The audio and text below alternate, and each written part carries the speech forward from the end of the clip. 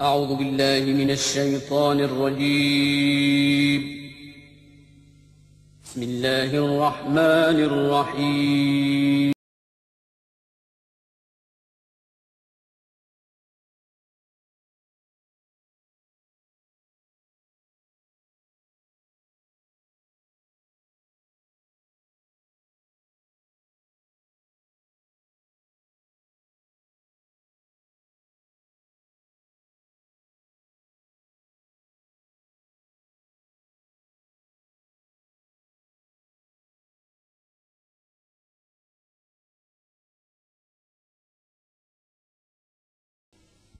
وہ شام جو روئے ابتلا،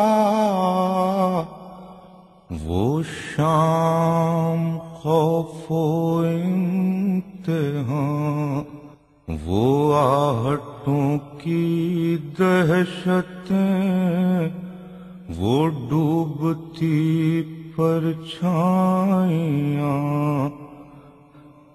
تیرو تبر کا برچھیوں کا کارواں پھیلا ہوا، وہ دور تک لاشوں پر دشت بے امان پھیلا ہوا۔ سفر شام جس کا آغاز مدینہ، نقطہ عروج کربلا اور انجام شام ہے۔ 10 محرم کو حق اور باطل کے درمیان ایک ایسی جنگ چھڑ گئی جس میں بظاہر فتح باطل کی ہوئی، مگر قیامت تک حق سرخرو ہو گیا۔ یزید صرف ایک مورچہ جیتا تھا، لیکن وہ جنگ ہار چکا تھا۔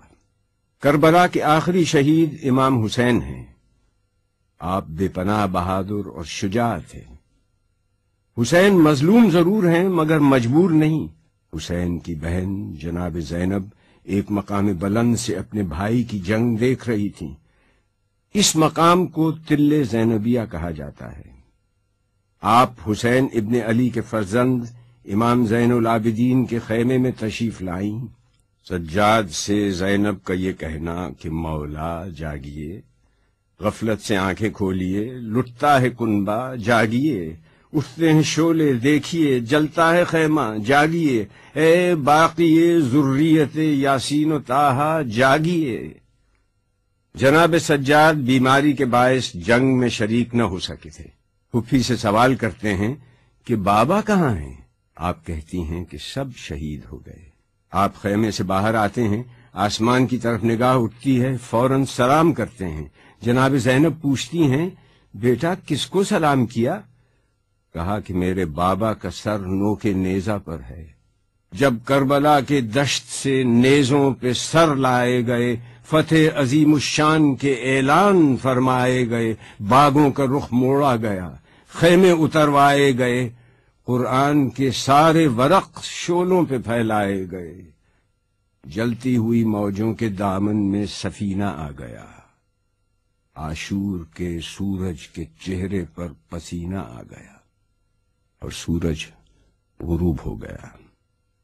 تاریکی شب میں چاند بھی بادلوں میں چھپ گیا، وہ بھی اس منظر کی تاب نہ لا سکا اور شام غریباں کا اندھیرا چھا گیا۔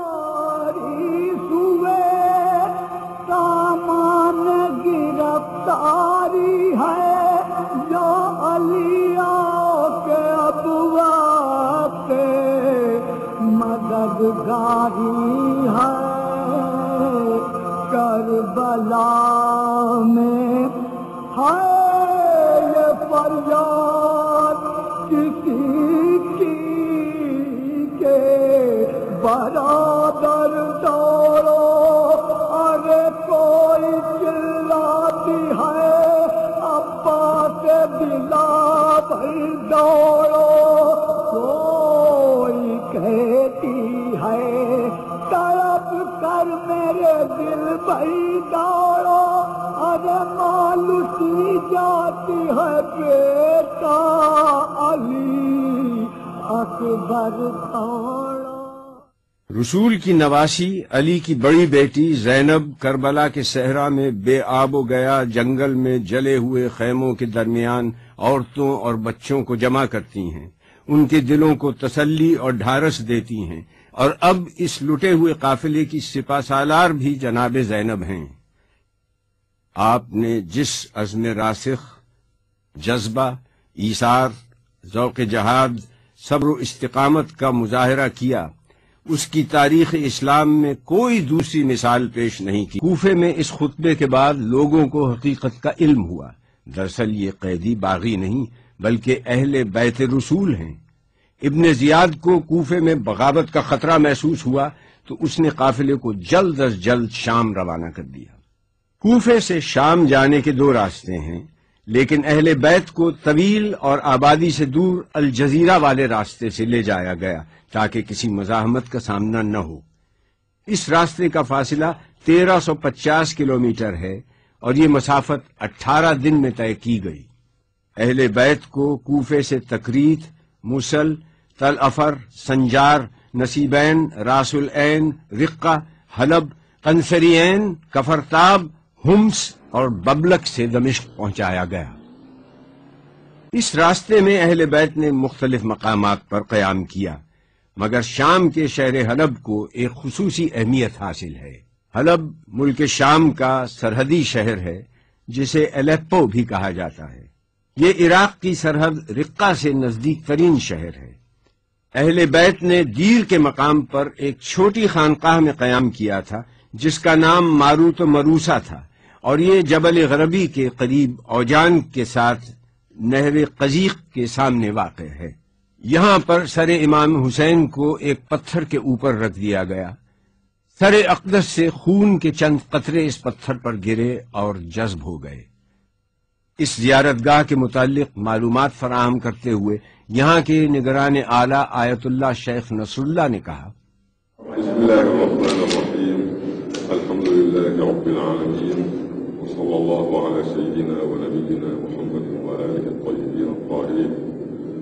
رحب بالاخوة الاعزاء السيد هادي عسكري والاخوة الذين معه في تشرفهم في هذا المكان، مشهد الامام الحسين عليه السلام او مشهد النقطة كما يقال بهذا الاسم ايضا۔ هذا المكان له ارتباط في معركة كربلاء، حيث أن الإمام الحسين عليه السلام عندما استشهد في كربلاء أمر يزيد عليه اللعنة أن يأتوا برأس الحسين ورؤوس أهل بيته وأصحابه وعياله، أن يأتوا بها إلى الشام۔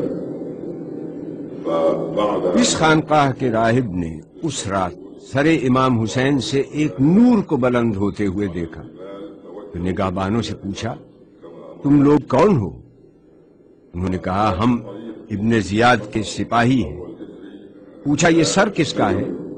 دير إلى راهب واسم الدير دير معروفة، ومؤلف عبارة عن غرفتين صغيرتين۔ راہب نے یہ سوال کیا، کیا ہے اس کا نام؟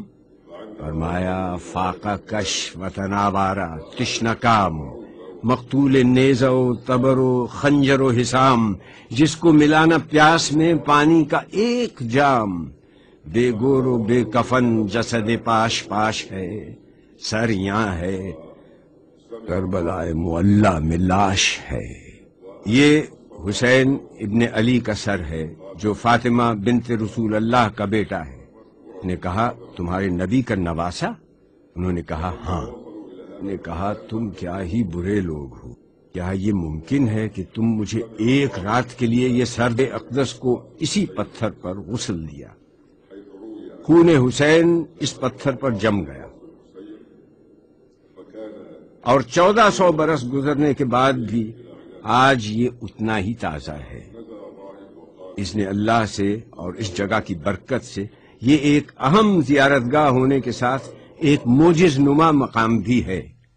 اس واقعے کی مناسبت سے اس مقام پر ایک اہم زیارت تعمیر کی گئی، اسے مشہد النقطہ کا نام دیا گیا۔ 333 ہجری میں سیف الدولہ ہمدانی نے حلب فتح کیا تو ہمدانی سلطنت کا پایہ تخت حلب کو قرار دیا۔ اس نے خانقاہ میں روضہ تعمیر کیا اور اس مقدس پتھر کو محفوظ کر دیا اور اسے مشہد الحسین کا نام دیا۔ سیف الدولہ کے بعد اس کی تعمیر جدید الحاج ابو نصر بن طباخ نے کی۔ اس کا مرکزی ایوان الحاج ابو غانم بن شقویق نے بنایا۔ صفی الدین طارق بن علی البالس نے مرکزی دروازہ بنوایا اور 585 ہجری میں یہ عمارت مکمل ہو گئی۔ جب سلطان صلاح الدین نے حلب فتح کیا تو وہ یہاں آ کر زیارت کرتا تھا۔ تاتاریوں کی یلغار نے اس زیارت گاہ کو بھی نہ چھوڑا۔ وہ لوٹ مار کرتے ہوئے تمام تحائف و جواہر لے گئے اور عمارت کو شدید نقصان پہنچا۔ جب ملک سلطان الظاہر حلب کے حکمران ہوئے تو انہوں نے یہاں تعمیر نو کا بیڑا اٹھایا۔ 1970 میں اس زیارت گاہ کی تعمیر جدید کا کام از سر نو شروع کیا گیا، جس کی سرپرستی آیت اللہ سید محسن الحکیم نے کی اور آیت اللہ شیخ نصر اللہ کو تعمیری امور کا نگران مقرر کیا۔ زائرین کی سہولت کے لیے وسیع و عریض صحن بنائے گئے اور جدید سہولتیں فراہم کی گئیں۔ زیارت گاہ سے ملحق مسجد ہے۔ حدیث عشق دو بابست کربلا و دمشق، یک حسین رقم کر و دیگر زینب۔ ملک شام جس کا نام سوریہ بھی ہے، دمشق اس کا دارالخلافہ ہے۔ یہ فلسطین اور ترکی کے وسط میں واقع ہے۔ پیغمبر حضرت آدم نے یہاں رہائش اختیار کی تھی۔ قابیل نے اپنے بھائی حابیل کو اسی سرزمین پر قتل کیا تھا۔ دمشق دنیا کا قدیم ترین شہر ہے۔ زمانہ قبل از تاریخ دمشق موجود تھا۔ 732 قبل مسیح اسیرین آباد تھے۔ اس کے بعد مختلف قومیں آباد رہیں۔ دمشق قدیم اور جدید تہذیب کا سنگم ہے۔ تاریخ دان دمشق کو جولاق، الفایا، الشام، دمشق ابن کنعان کہتے ہیں۔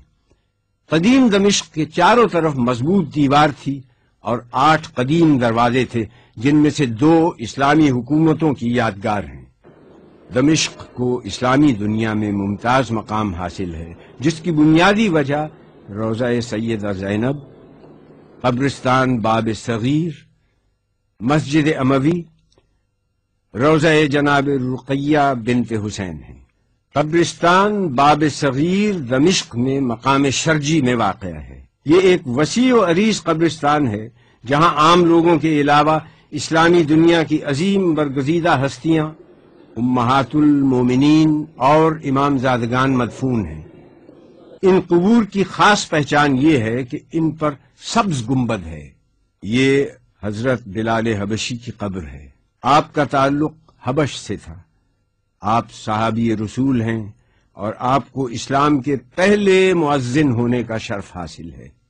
مقصود تھا جو تذکرہ رب ذوالجلال، فرمان پر رسول کے حاضر ہوئے بلال، ایسی اذان دی کہ فضا ہو گئی نہال، حیرت سے سن رہے تھے فصاحان باکمال، اب کیا کریں ثنا کوئی ایسے مقال کی، تاریخ میں ہے گونج اذان بلال کی۔ رابر میں صحابی جلیل عبداللہ ابن جعفر طیار کی قبر ہے۔ اس گنبد کے نیچے اسما زوجہ جعفر طیار، سیدہ میمونہ بنت امام الحسن اور حمیدہ بنت مسلم ابن عقیل ہیں۔ ایک گوشے میں سکینہ بنت الحسین اور سیدہ ام کلثوم بنت امام علی ابن ابی طالب کا روضہ ہے۔ جناب سکینہ امام حسین کی چھوٹی اور لاڈلی صاحبزادی تھیں، جن کا انتقال شام کے قید خانے میں ہوا۔ ننھی سی کہاں قبر بناؤں میں تمہاری، چادر بھی نہیں جس کا کفن دوں تمہیں واری، پردیس میں کی تو نے قضا ہے میری پیاری، کیا آخری خدمت کرے ماں درد کی ماری، پوشیدہ تہ خاک جو تن ہوگا تمہارا، یہ خون بھرا کرتا ہی کفن ہوگا تمہارا۔ جناب ام کلثوم علی ابن ابی طالب کی چھوٹی بیٹی ہیں۔ آپ جناب زینب کے ساتھ مدینے سے کربلا، کوفہ اور شام میں برابر کی شریک سفر رہیں۔ یہ روضہ امام زادہ سید عبداللہ کا ہے۔ آپ امام زین العابدین کے فرزند ہیں۔ دو ازواج رسول کے روضے بھی اسی قبرستان میں ہیں۔ ام حبیبہ کی قبر مبارک یہ ہے۔ آپ کا اصل نام رملہ ہے۔ آپ کا انتقال 44 ہجری میں ہوا۔ آپ پاکیزہ ذات، عمدہ صفات اور سخاوت کرنے والی بلند ہمت خاتون تھیں۔ یہ ام سلمہ کی قبر مبارک ہے۔ آپ کا اصل نام ہندیہ اور رملہ ہے، کنیت ام سلمہ ہے۔ آپ کا انتقال 61 ہجری کے آخر میں 84 سال کی عمر میں ہوا۔ یہ کنیز فاطمہ جناب فضہ کی قبر ہے۔ آپ کا تعلق حبشہ سے تھا۔ آپ کا اصل نام میمونہ تھا۔ فضہ کے معنی چاندی کے ہیں۔ آپ نے جناب فاطمہ زہرا کی خدمت کو اپنا فریضہ بنایا۔ آپ واقعہ کربلا میں شریک رہیں اور اپنے آخری ایام تک اہل بیت کے ساتھ رہیں۔ وہ مکتب آئین مساوات کی تہذیب، وہ فضہ نوازی میں مدارات کی تہذیب، اللہ رے میزان مساوات کا وہ گھر جو کم ہو فضہ کا وہ زہرا کے برابر۔ اسی قبرستان کے نزدیک رؤوس شہداء کربلا ہے۔ روایت کے مطابق یہاں کربلا کے 16 شہداء کے سرہائے مبارک دفن ہیں اور یہاں ایک زری تعمیر کی گئی ہے۔ مسجد اموی سے نزدیک رقیہ بنت حسین کا روضہ ہے۔ حکومت ایران نے گرد و نواح کے مکانات خرید کر اس مقام پر ایک شاندار روضہ تعمیر کیا جو رقیہ بنت الحسین کے نام سے مشہور ہے۔ شہر دمشق سے 15 کلومیٹر کے فاصلے پر جناب زینب کا روضہ ہے۔ یہ مقام پہلے راویہ کے نام سے مشہور تھا، اب اسے زینبیہ کہا جاتا ہے۔ آپ کی ولادت 5 جمادی الاول 5 ہجری میں ہوئی۔ آپ کا نام زینب رسول اکرم صلی اللہ علیہ وسلم نے رکھا۔ زینب عبرانی لفظ ہے۔ یہ لفظ زین سے اور اب سے مرکب ہے، جس کے معنی ہیں باپ کی زینت۔ آپ کی مشہور القاب عقیلہ، عارفہ، موثوقہ یعنی معتبر خاتون، عالمہ، فاضلہ، کاملہ، عقیلہ بنی ہاشم، عابدہ آل محمد ہیں۔ تاریخ نے آپ کو ام المصائب کا لقب بھی دیا۔ آپ عبداللہ جعفر طیار کی زوجہ ہیں اور آپ کے دونوں فرزند اون و محمد کربلا میں شہید ہوئے۔ واقعہ کربلا کے کچھ عرصے کے بعد آپ کی وفات ہو گئی۔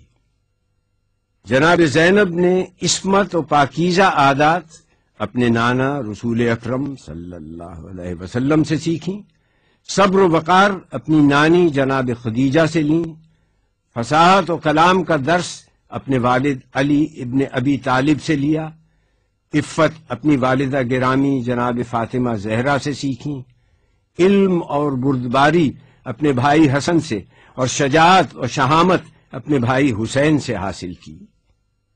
آپ سرچشمہ نبی کی پارہ جگر ہیں، صاحب خلق عظیم، بے پایاں شرف کی مالک ہیں، پرہیزگاروں کے لیے سرمایہ افتخار ہیں۔ اللہ کی رحمتیں اور برکتیں آپ پر سایہ فگن ہیں۔ آپ زمزم و صفا کی آبرو بڑھانے والی بیوی ہیں۔ آپ مظہر وصف امامت ہیں۔ آپ کے روضے کی تعمیر ترک سلاطین کے دور میں ہوئی اور تعمیر جدید 1988 عیسوی میں کی گئی۔ 54 میٹر بلند مینار تعمیر کیا گیا جس پر ایرانی طرز کے کاشی ٹائلز استعمال کیے گئے ہیں اور اللہ کے 99 نام لکھے گئے ہیں۔ روضے کا گنبد سونے کا ہے۔ مسجد اموی ایک نہایت وسیع و عریض شاندار مسجد ہے۔ یہ اپنے تاریخی حوالے سے منفرد اہمیت کی حامل ہے۔ یہاں 3 مختلف تہذیبوں کے آثار موجود ہیں۔ اس کی بنیادیں 4000 سال تک پھیلی ہوئی ہیں۔ یہ مسجد دراصل مختلف ادیان و مذاہب اور ان کی تعمیرات کی ایک تاریخ ہے۔ 4000 سال پہلے آتش پرستوں کی عبادت گاہ تھی جہاں ان کے خدا آزر کی پوجا ہوا کرتی تھی۔ یونانیوں نے اسے اپنی عبادت گاہ بنایا۔ بعد میں اس سرزمین پر رومن مسیحیوں نے غلبہ حاصل کیا۔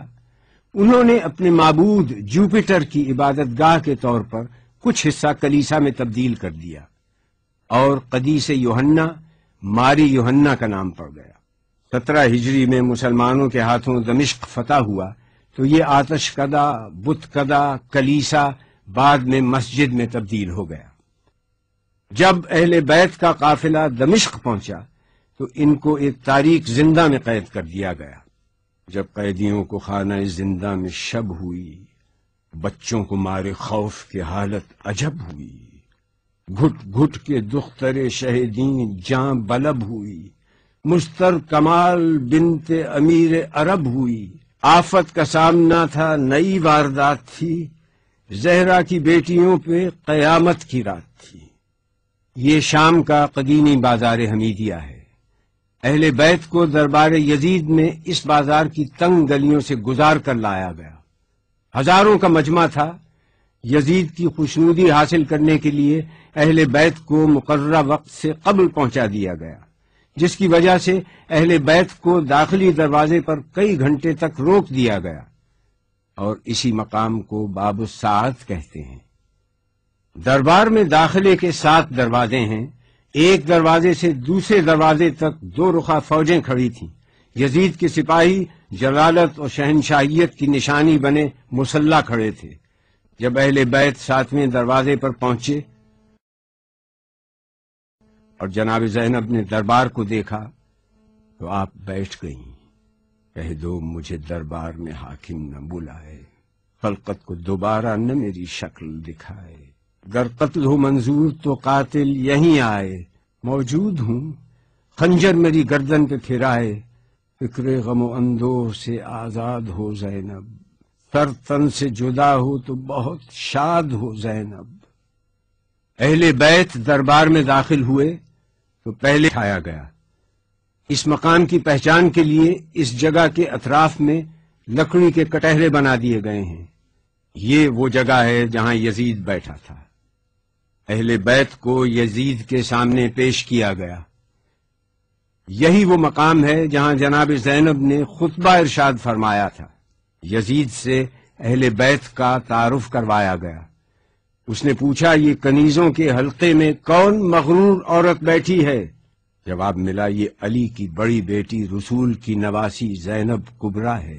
دربار والوں نے اٹھ اٹھ کر دیکھنا شروع کیا تو کنیزوں میں سے ایک کنیز نے کہا کہ تم لوگوں کو شرم نہیں آتی؟ اپنی گردنیں نیچی کرو۔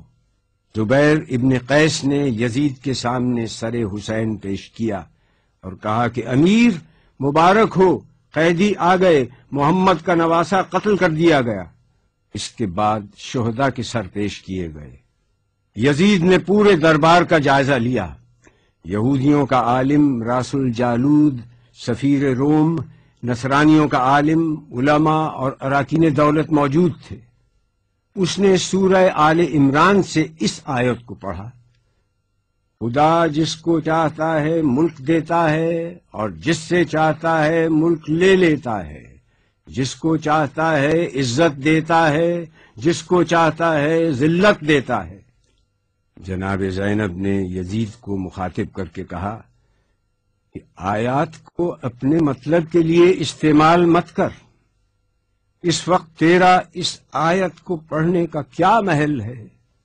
اس کے بعد آپ نے اپنا تاریخ ساز اور عہد آفرین خطبہ ارشاد فرمایا۔ شروع کرتی ہوں اللہ کے نام سے، مگر حمد تیرے لیے، میرا خاندان کشتہ راہ وفا سہی مگر بندگی تیرے لیے، اور درود و سلام میرے نانا پر۔ آپ نے جیسے ہی خطبے کا آغاز کیا، دربار والوں نے پہچان لیا کہ جس بات کو چھپایا جا رہا تھا اب وہ بات آشکار ہو گئی۔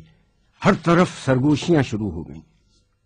ہاں، برا انجام ہے ان لوگوں کا جو اللہ کی آیتوں کی تکذیب کریں اور جو اللہ کی آیتوں کا مذاق اڑائیں۔ کیوں یزید، تو نے اللہ کے قول کو بھلا دیا؟ اللہ کا قول یہ ہے کہ کافر یہ گمان نہ کریں کہ ہم نے جو ان کو مہلت دی ہے وہ اس لیے دی ہے کہ ان کا زمانہ ہمیں پسند آیا ہے یا نہیں؟ یہ مہلت اس لیے ہے کہ وہ گناہ پر گناہ کیے جائیں تاکہ عذاب زیادہ ہو۔ کیا یزید تو گمان کرتا ہے کہ یہ ملک ہے نہیں، یہ مہلت ہے؟ کیا تو یہ سمجھتا ہے کہ تیری یہ حکومت ہے، تیرا اقتدار ہے اور ہمارے لیے کوئی راہ نہیں، اور تو نے ہم کو در بدر پھرا کر اپنے جبروت کا اعلان کیا؟ یہ غلط ہے۔ ہاں یزید، ایسا ہوا کہ ہم شہر بشہر پھرائے گئے، ہم کو لوگوں نے دیکھا کہ ہمارے سروں پر چادریں نہیں تھیں، یہ سچ ہے، مگر تم سے اور کیا توقع ہوتی جس کا گوشت پوست اگا ہے شہیدوں کے لہو کو پی کر؟ اور تو کیوں جلدی نہ کرتا ہماری شہادت پر؟ کیونکہ تیری نگاہ بغض، نگاہ عداوت ہمارے گھرانے پر لگی ہوئی تھی۔ کس کا لشکر کمزور ہے یہ تو جان لے گا۔ میں دیکھ رہی ہوں کہ تو میرے خطبے کو روکنا چاہتا ہے، تو کسی اور کام میں مصروف ہے۔ ہاں، اب جتنی تجھ میں ہمت ہے ستم اور کر لے۔ یزید، تو ہم کو ڈراتا ہے؟ اس کی قسم جس نے ہمارے گھرانے میں نبوت دی، اس کی قسم جس نے ہم کو کتاب سے سرفراز کیا، تو ہمارے مقصد کو پا نہ سکا، اب تو ہمارے ذکر کو قیامت تک نہ مٹا سکے گا۔ تو یہ نہ بتلا سکے گا کہ آل محمد کس غرض کے لیے قربانی دے رہے تھے۔ اب تیری رائے میں فتور آ چکا ہے، تیرے دن گنتی کے رہ گئے، اب تیرا مجمع منتشر ہونے والا ہے۔ تاریخ سے ثابت ہے کہ آپ کی یہ پیشین گوئی چند دن بعد ہی پوری ہو گئی، جب شام کے قید خانے میں حسین کی ایک بچی کا انتقال ہو گیا اور اراکین دولت شام یزید کے سامنے صف آرا ہو گئے اور شام میں بغاوت کا آغاز ہو گیا۔ میں دعا کرتی ہوں اللہ سے کہ جس نے ہم کو سعادت و شہادت عطا کی، اسی طرح سے ہم کو وراثت ارضی نصیب ہو، اسی طرح سے ہم کو خلافت ارضی بھی ملے، اور اسی طرح سے ہم اس کی بندگی میں کامیاب رہے۔ جناب زینب کا خطبہ اس آیت پر ختم ہوا جس کی ابتدا میں تلاوت کی گئی، جس کا ترجمہ ہے کہ اللہ ہی ہمارے لیے کافی ہے، وہی ہمارا سہارا ہے۔ سلام ہو خدا کی راہ میں جہاد کرنے والی پر، دین کے سب سے بڑے پیشوا کی سیادت ماں بیٹی پر، خدیجہ کبریٰ کی ابدی یادگار پر، علی مرتضیٰ کی دختر پر، فاطمہ زہرا کی زندگی کے جوہر پر، غریب الوطن پر، اسیر محن پر۔ آپ کی خدمت میں سلام، ہزاروں درود و سلام۔